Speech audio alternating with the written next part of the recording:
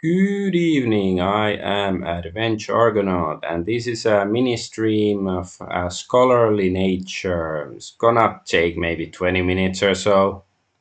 We'll see how long I will ramble, but the point is to be a fairly short one, and I will discuss the topic that modern Europeans are not Aryan, and that what I mean by that as well, I have to explain. First, I have to check that all my streams are working. Otherwise, not much point in talking at all if not, streams aren't up, but they seem to be working. So I guess everything is fine. All right. Uh, so let's get to the topic then. So what do I mean by modern Europeans not being Aryan? Well, I guess first have to go down. Trip down memory lane, like when I was in junior high school in '90s, and when I first heard what are Aryans, like historically, like the Aryan invasion of India. Like I just heard probably from my history teacher. I'm not sure exactly where, but presumably from her that they were just Aryans conquered India thousands of years ago and established the caste system, and also that the word Aryan means noble, and that always stuck with me, like because I didn't know back then that Aryan was associated with naughty things, that that Nazis used to use that word, or Theosophists used to use that word as well. I had no idea of any of that baggage the term has, and so yeah, the disreputable taint. I was completely unaware of it, and that's just that stuck with me as my head canon.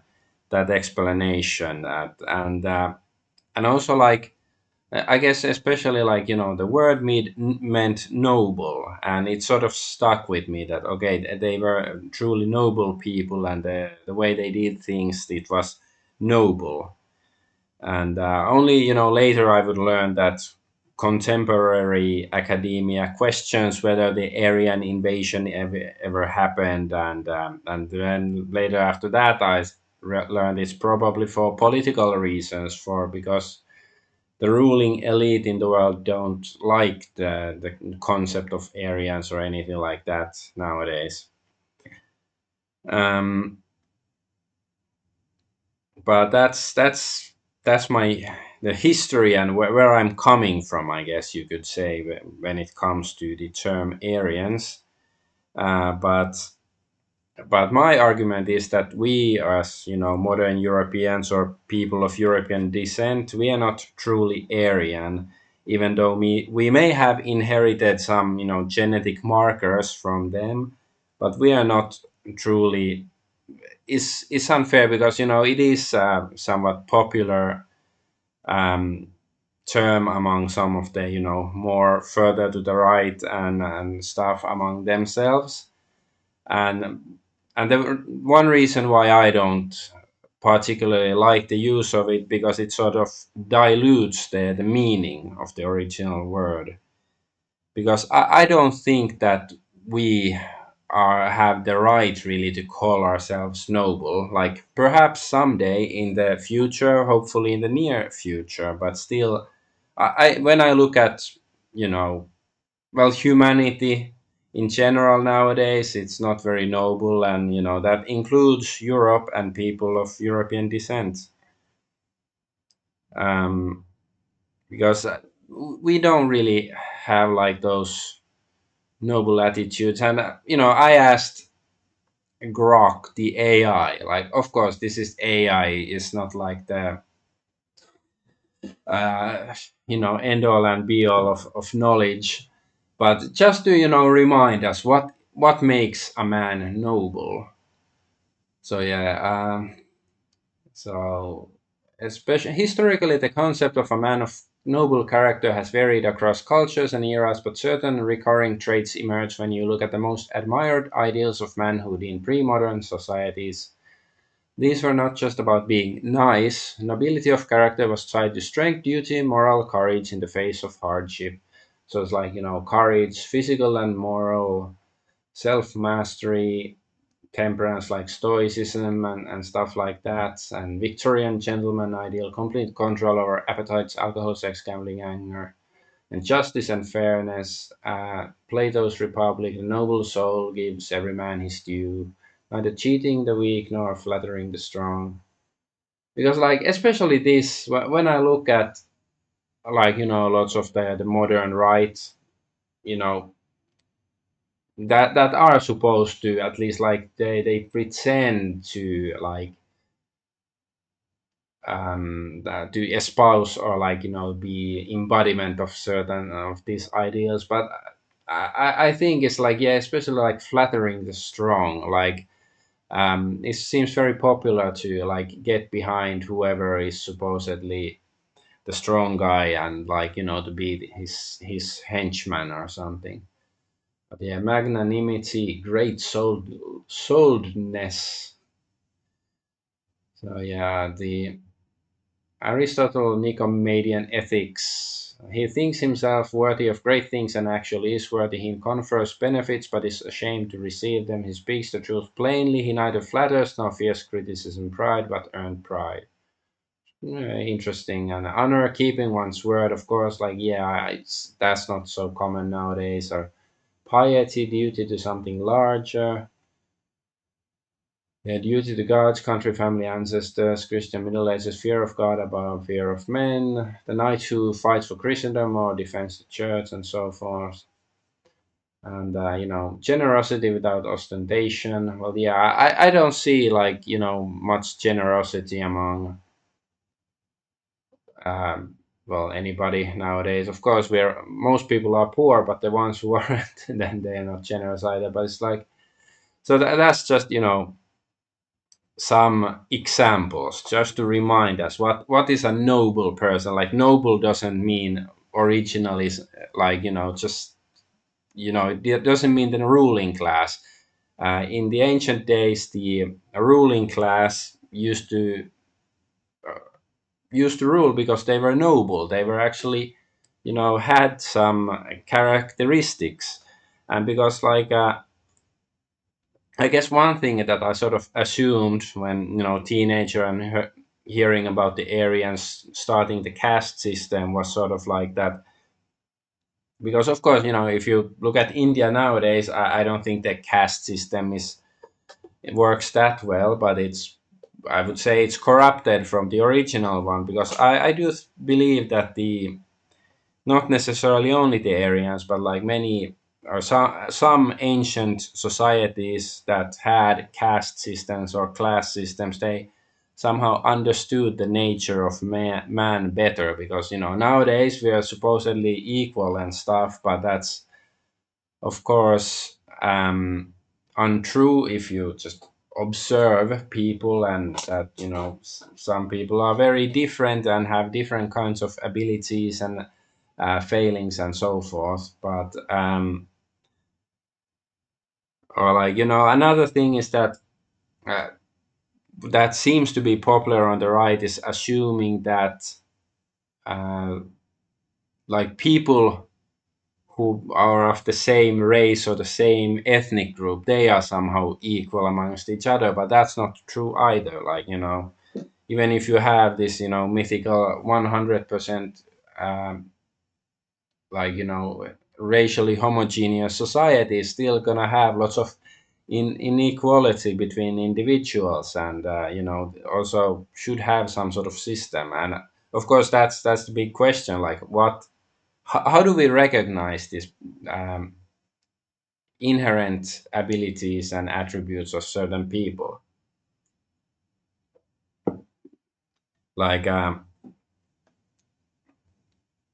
just have a few brief examples of what I mean. Like, some people might be, like, nowadays there are many people who are good at being merchants in various kinds of making money, but many of them aren't good at making it in a way that benefits, society altogether. They usually benefit themselves, or, like, or some people might be good warriors, but are they warriors in a way that don't just be basically boisterous bullies or something? And or like nowadays is,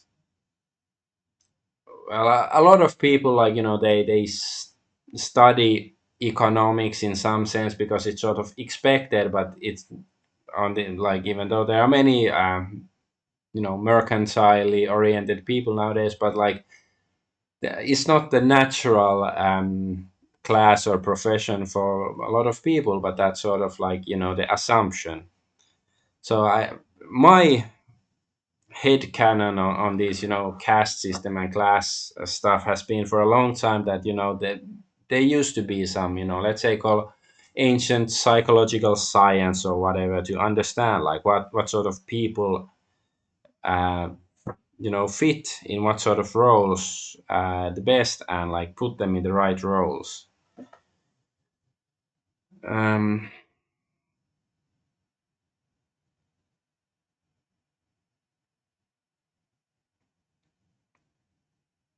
and yeah, another, I also have my notes here, like on my actual paper I wrote a couple of days ago in a park, some notes about this. So like talking about modern people in general, like the lack of not being petty. Like I do think it's very petty. Like a lot of people nowadays are very petty and like quick to attack somebody if they disagree with something. But then again, like there's like I do think that a lot of people lack discernment. Just talking about the right wing and conservative movement, like I think a lot of people are drawn to so-called leaders or talking heads if they are um like if they say things you agree with, and they do it in a manner that sounds like forceful, that they, in a way that you don't want to like start arguing them. It doesn't mean that they are right, but they seem confident when they say it. And of course, to a certain degree, that is a good thing.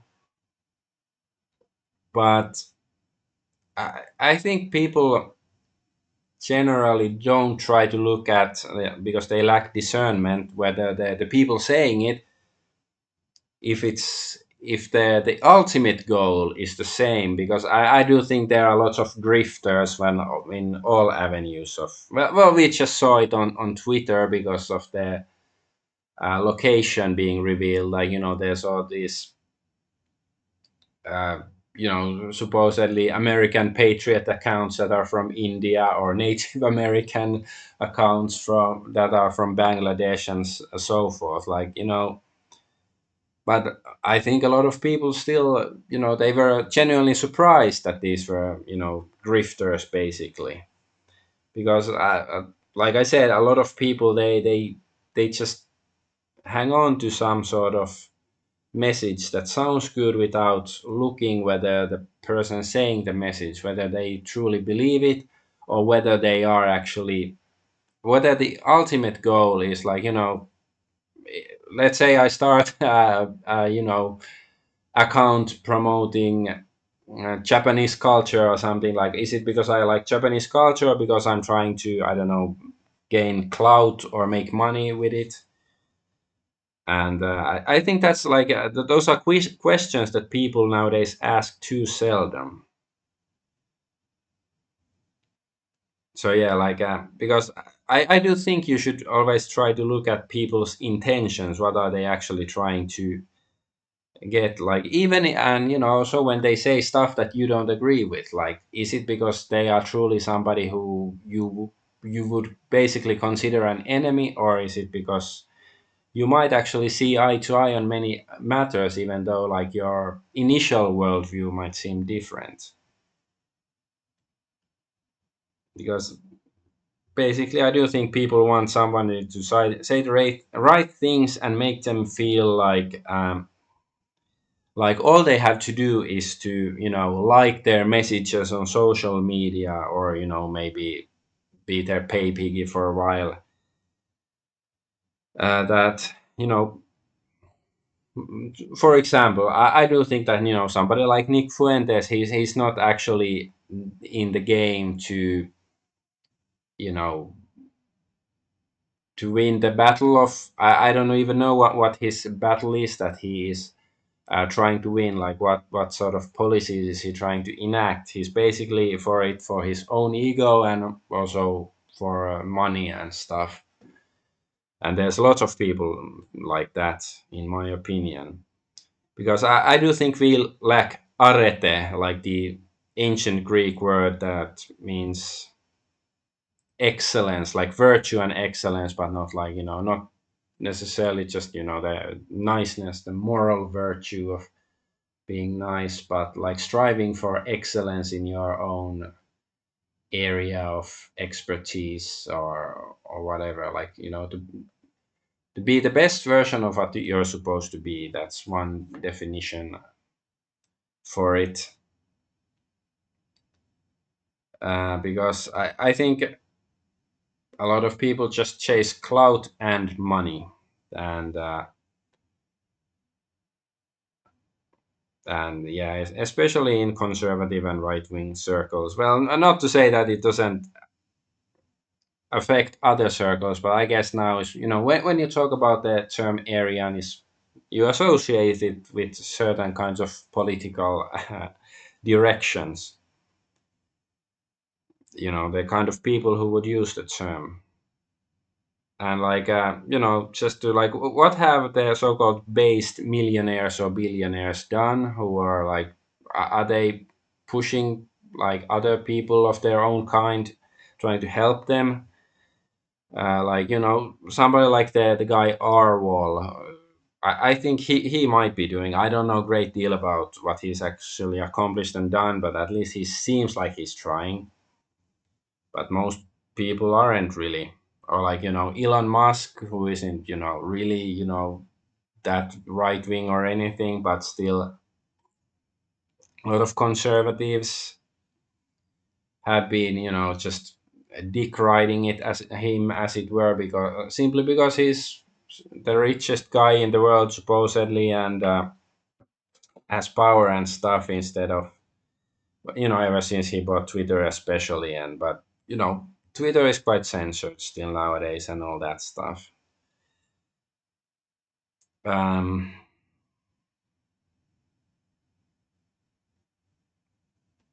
so yeah, that these are the reasons why I don't think it's fair to call ourselves Aryans, because the nobility is not really visible in us. But certainly you can say that perhaps the Aryan spirit lies dormant in us and it can be reawakened. That's something I wish we would see. But like the first step I would say to that is to admit our faults, because I see a lot of people like in the far right and so forth, so sort of imagine that, sort of act like we were somehow sinless, if only if it wasn't for those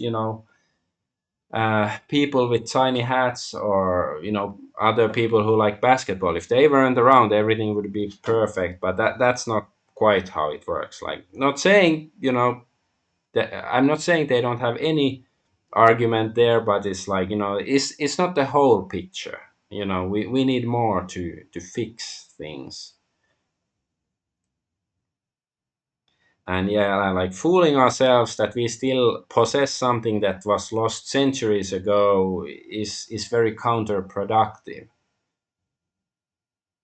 It's like first step to recovery is admitting you have a problem. Isn't that what they say in Alcoholics Anonymous or something? And another thing is that, another thing I see, like the right wing and people like that obsess over, is numbers, like IQ or demographics. Like as long as we have very high IQ individuals, and everything will be fine and all that stuff. And I'm not saying it's not like partially important, or like demographics, that we have to have 100% ethnic homogeneity. And also that's, I'm not saying it's not a relevant argument, but it's some act like that's all there is. Like, as long as these numbers keep going up, everything will be fixed. Like that. That's not how it works. Like, I have here a few like example of IQ, why that, why I'm not really a believer. Like, I do believe it measures some aspects of your intelligence, but it's like, so yeah, the correlation between IQ and getting vaccinated for COVID-19. So yeah, of course, this is a Israeli military study. I guess I don't have to look at the studies, but it basically says that, the high, according to these studies, the higher the IQ, the higher likelihood that you took the jab. And personally, I think it's the opposite. Like, you're dumb if you took it. Like, that's dangerously toying with your life, and who knows what, maybe even your very soul. And of course, like, the high IQ regions such as, Western Europe and East Asia generally is much more, better vaccinated for against COVID-19 compared to the third world, or like, Africa, South Asia, Latin America. Yeah, there's even some stats. So yeah, East Asia, so Japan, South Korea, China, Singapore is fully vaccinated, 80 to 90, at least one dose, average 90%. Western Europe, well, around 80%, I guess. And then US, Canada, 80, 75%, and South Asia is like, 60, let's say, yeah, 65, 60%. Latin America, okay, it's quite high, 80, 65 to 80, but it's still, much lower. And then Sub-Saharan Africa, you know these people are who are supposedly just, dumb, but maybe they still have, some, let's say, instinct that we, lots of, so-called high IQ people lack. So just to make a point that uh, like, how it ties together to my argument that we are not really Aryans is that, Aryan mindset in my head canon is that, have a, I guess, more holistic view of life and the problems we face and how to fix them, instead of just, looking at some numbers and saying these numbers have to go up. Like, and they are, of course, significant issues that should also be addressed, but there's, like, much more. And that's, I guess, because ultimately, I think it's a, a spiritual issue what is plaguing why the world is sick and certainly poisoned by all sorts of subversive, malevolent people. That's certainly true, but the reason these malevolent people have been allowed to get into the positions they are, because the general public is also very morally and spiritually lax. Like, Nietzsche already back in his day, he wrote that European society has become effeminate or feminized, or whatever word he used. Like, when I read, I think it was in the Twilight of the Gods, and when I read that book, like maybe 15 years ago, I was still, much more left-leaning individual than I am, and it sort of shocked me. Like, no, that was written in the 19th century. Society was much more masculine then, and but now it's like, yeah, he probably saw something that, how uh, Europe was going downhill, because it's a spiritual malaise. And I'm not saying I don't have the answers, but I guess I'm trying to identify the problems. I guess, this is why I call this the scholarly stream. I'm not pretending to be some sort of leader who has all the answers, but it's like, I do think these are matters that we should be discussing. And also, like, acting noble, and there are some people even like on Twitter who seem to who do tend to act more nobly. And I'm not saying I I act that noble. Well, I guess I try, like when if I see like somebody even though I vehemently disagree with them on some issues, but if I see they are ultimately on the same side, which is like, let's say, the betterment of Europe or the world in general, I try not to be too impolite to them. But like if it's somebody who I just think is like basically is working against my intentions, then I can be very rude. So yeah, but it's like this the, the notion of nobility, and because I believe in an aristocracy, like ruled by the best. A society should be ruled by the best, and I guess it's secondary whatever the political system that enables it, whether it's monarchy or democracy or republic or whatever else. It is like the the important thing is to recognize those who truly have like a noble nature and act on it, and to have them have more power in society than people who don't. But because that's one of the reasons, like I've been complain, especially when it comes to Finland, because that's where I'm from, that there are no proper leaders in Finland, and that certainly applies to most of the world. There are no real leaders, like just look at United States. The last or the current president, he's ignoring, just putting aside that he seems to be a puppet of a certain Middle Eastern nation, but also that he's very mercantile man. And the previous, Biden, he even conscious half of the time when he was supposed to be tending to his duties and stuff, like that's one reason we don't have leaders. And of course, uh few turn up, or like then would people be able to recognize a true leader if they saw him? I guess that's part of it. But I basically said all I wanted to say. I don't want to dig too deep into like what ifs and minute details. But yeah, that's why I don't. I hope you understand. That's why I think we are not truly Aryan, and why I and what I mean by it. That's and I wish to fix it. That's why I'm talking about it. I'm not just saying it to be black pilled or something like, oh no, we lost that thing, but we perhaps we can reawaken it, or create something new that's still similar in spirit, perhaps even better. But like it's gonna be a rough road to get accomplish that.